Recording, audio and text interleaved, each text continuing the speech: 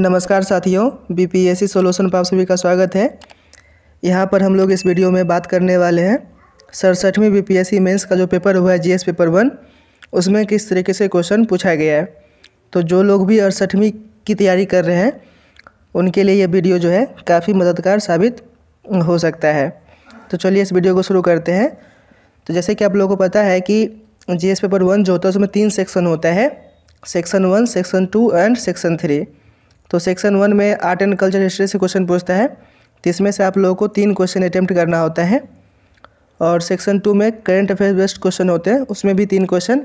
और सेक्शन 3 में डीआई से क्वेश्चन पूछते हैं, उसमें से 2 क्वेश्चन अटेम्प्ट करना होता है। यानी कि टोटल आप लोगों को 8 क्वेश्चन का जवाब यहाँ पर देना होता है। तो सबसे पहले हम लोग देखेंगे यहाँ पर सेक्शन 1। सेक्शन 1 में पहला सवाल था, discuss the factor responsible for the formation of Indian National Congress, what were the British policies towards early nationalist. तो यहाँ पर आप लोगों को जवाब देना है कि भारतीय राष्ट्रीय कांग्रेस की स्थापना के लिए उत्तरदायी कारकों का उल्लेख कीजिए।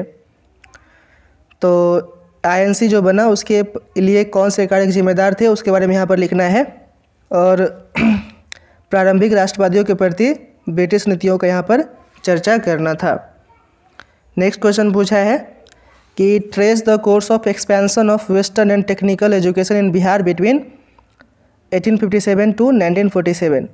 तो ये क्वेश्चन जो है आने ही वाला था, गेस पेपर था कि ये क्वेश्चन आएगा, गेस वर्क था बेसिकली। और इसका जो मॉडल आंसर है ना, आप लोगों को हमारे टेलीग्राम चैनल पर मिल जाएगा, आप लोग वहाँ से देख सकते हैं। इसका मैंने कम से कम 5 पेज में जो है मॉडल आंसर लिख करके लोगों को वहाँ पर शेयर किया था।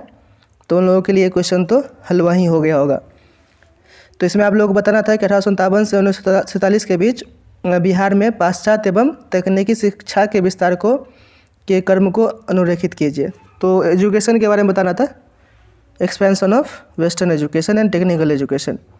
अगला सवाल है, तीसरा क्वेश्चन था कि critically analyse the factors responsible for the emergence of Gandhi ji as eminent nationalist leader. तो यहाँ पर आप लोगों को एक प्रतिष्ठित राष्ट्रीय नायक के रूप में गांधी जी के उदय के लिए उत्तरदायी कारकों का आलोचनात्मक विश्लेषण करना था। ये था तीसरा क्वेश्चन। चौथा क्वेश्चन है कि आप लोगों को क्विट इंडिया मूवमेंट पे जो है कैसे लिखना है, और was it a spontaneous movement, तो इसके बारे में भी आप लोग यहाँ पर बताना था। अगला सवाल है, describe the chief characteristics of Mauryan art. Mauryan art के बारे में बताना है। तो इस बार मौर्यन आर्ट आया है, तो अगले बार मौर्यन आर्ट से सवाल नहीं पूछेगा, पाला आर्ट नहीं तो पटना कलम। तो पटना कलम मोस्ट प्रोबेबल है कि पूछेगा, नहीं तो आप पाला आर्ट और मौर्यन आर्ट दोनों रख लेंगे। तो 68वीं बीपीएससी का मेंस जब होगा तो उसमें इसी दोनों में से कोई एक क्वेश्चन आएगा। और छठा है कि इन तीनों में से किसी 2 पर जो है शॉर्ट नोट्स लिखना है। तो पहला है संथाल अपराइजिंग, चंपारण सत्याग्रह, और तीसरा है फ्रीडम मूवमेंट में रविंद्रनाथ टैगोर का कंट्रीब्यूशन। तो इसमें से जो है 3 क्वेश्चन लिखना था, और हमने जो गेस वर्क करवाया था, मॉडल आंसर लिखा था, तो उसमें से 3 क्वेश्चन आराम से मिल गया। अगला सवाल है, अगला सेक्शन है करंट अफेयर्स का। तो उसमें है कि पहला सवाल क्वाड के बारे में लिखना था, है ना। Discuss the origin, membership, development and objective of quad, what is its significance for India.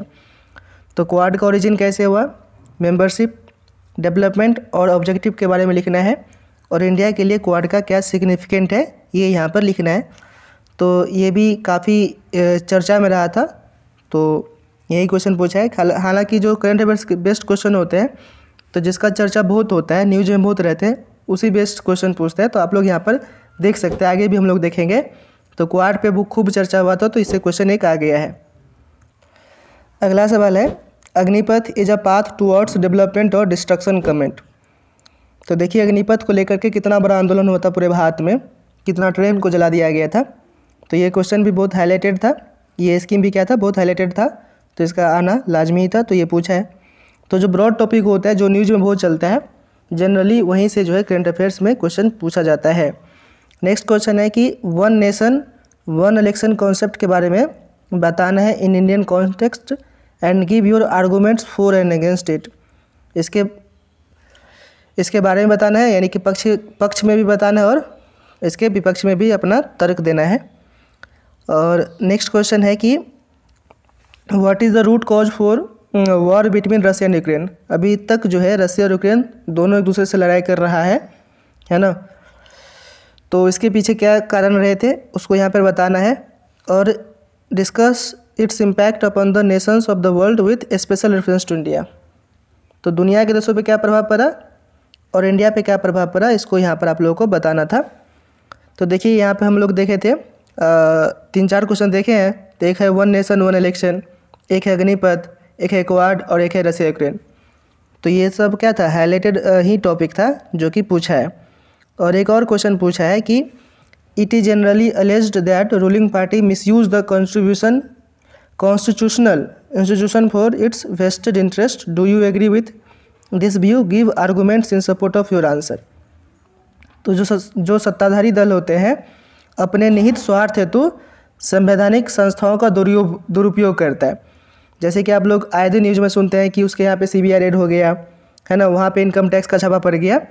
तो ये सब जो होता है संवैधानिक संस्था है, और इसका इस्तेमाल जो है रूलिंग पार्टी अपने स्वार्थ के लिए करता है। तो उसी के बारे में लिखना है। तो ये भी जो है टॉपिक हाईलाइटेड ही था।